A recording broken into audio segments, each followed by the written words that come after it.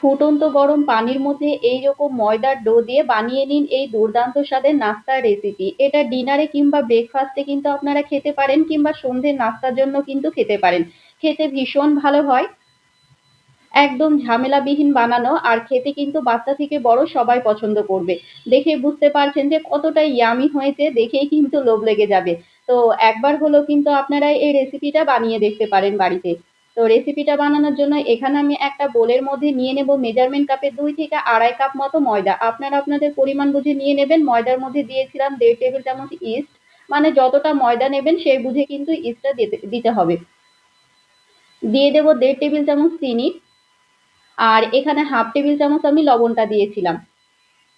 ১ table চামচ দিয়েছিলাম গুঁড়ো দুধ। এবার সমস্ত শুকনো উপকরণগুলোকে খুব ভালো মতো করে মিশিয়ে নিতে হবে।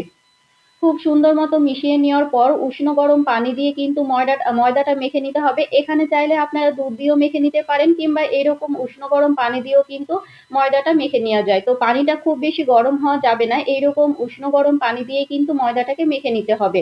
একটু মেখে নেওয়ার পর যখন দেখবেন এইরকম স্টিকি ভাবটা এসেছে তখনই এর মধ্যে দিয়ে দিতে হবে ২ টেবিল চামচ সাদা তেল। তো আমি ২ টেবিল চামচ সাদা তেল দিয়ে আবারও খুব ভালো মতো করে মেখে নিয়েছিলাম। খুব সুন্দর মতো করে একটু মথে ময়দাটা মেখে নেবেন, তাহলে কিন্তু নাস্তাটা একদম পারফেক্ট হবে আর খেতেও ভালো হবে। ময়দাটা আমার খুব ভালো মতো করে মেখে নেওয়া হয়ে গিয়েছে। এবার এটাকে আমি হাত দিয়ে খুব ভালো মতো করে মেখে নেব। মানে একটা গোল রাউন্ড করে নেব। এবার এটাকে ৩০ থেকে ১ ঘন্টা রেস্টে মানে ৩০ মিনিট থেকে ১ ঘন্টা রেস্টে রাখলেই হবে। আমি কিন্তু ওই ৩০ মিনিট মতো রেস্টে রেখেছিলাম। ৩০ মিনিট রাখলেই হয়ে যাবে। এর মধ্যে ভেতরে যে পুরটা রেডি করব আলুর, সেটাই আমি রেডি করে নেব। একটা ফ্রাই প্যানে দিয়েছিলাম ২ টেবিল চামচ সাদা তেল। ২ টেবিল চামচ তেল দিলেই কিন্তু হয়ে যাবে। সাদা তেলের মধ্যে এইরকম স্লাইস করে কেটে নেওয়া একটা পেঁয়াজ দিয়েছিলাম। পেঁয়াজটাকে অল্প একটু ভেজে নিতে হবে। পেঁয়াজের মধ্যে দিয়ে দেব ১ টেবিল চামচ চিলি ফ্লেক্স। চিলি ফ্লেক্সের সঙ্গে পেঁয়াজটাকে অল্প একটু ভেজে নিতে হবে।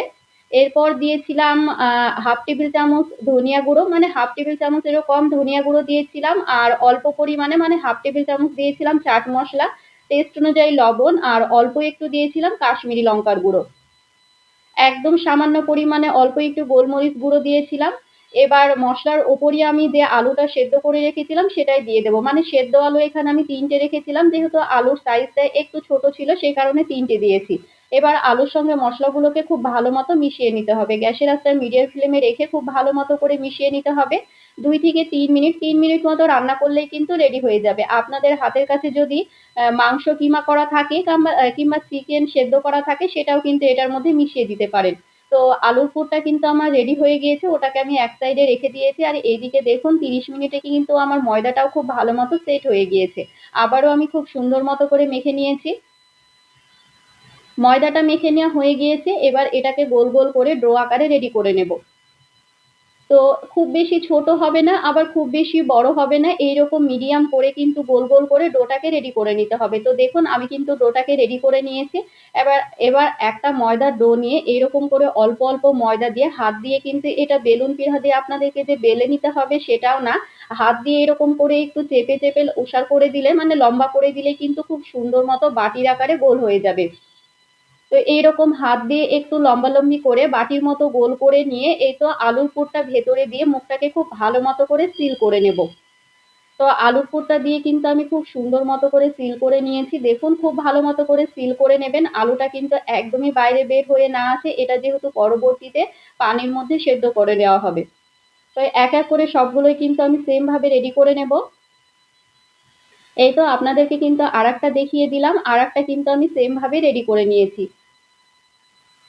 দেখুন সবগুলো কিন্তু আমার রেডি করে নেওয়া হয়ে গিয়েছে। এবার আমি একটা ফ্রাই প্যানে পরিমাণ মতো পানি নিয়ে পানিটাকে অল্প একটু গরম করে নিয়েছিলাম। একদম যে ফুটিয়ে নিতে হবে সেটা না। অল্প একটু বুদবুদ আকারে উঠে এলে, গরম হয়ে এলে আমি এক এক করে ময়দার যে ডো গুলো মানে নাস্তাগুলো রেডি রেখেছিলাম সেগুলোই দিয়ে দেব। সেগুলো দেওয়ার পর এবার গ্যাসের আঁচটা মিডিয়াম ফ্লেমে রেখে ১০ থেকে ১২ মিনিট, ১২ মিনিট মতো সেদ্ধ করে নিলেই কিন্তু হয়ে যাবে। তো উল্টিয়ে পাল্টিয়ে আমি কিন্তু ১২ মিনিট মতো সেদ্ধ করে নিয়েছিলাম। ১০ থেকে ১২ মিনিট সেদ্ধ করে নিলেই কিন্তু খুব সুন্দর মতো হয়ে যায়। এই তো আমার কিন্তু নাস্তাগুলো সেদ্ধ করে নেওয়া হয়ে গিয়েছে। এবার এগুলোকে তুলে নেব।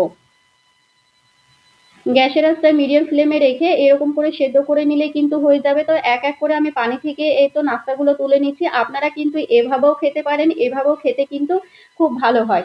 তো এটাকে আরেকটু টেস্টফুল করার জন্য আমি ফ্রাই প্যানে পানিটা চেঞ্জ করে দিয়ে দেব পরিমাণ মতো বাটার।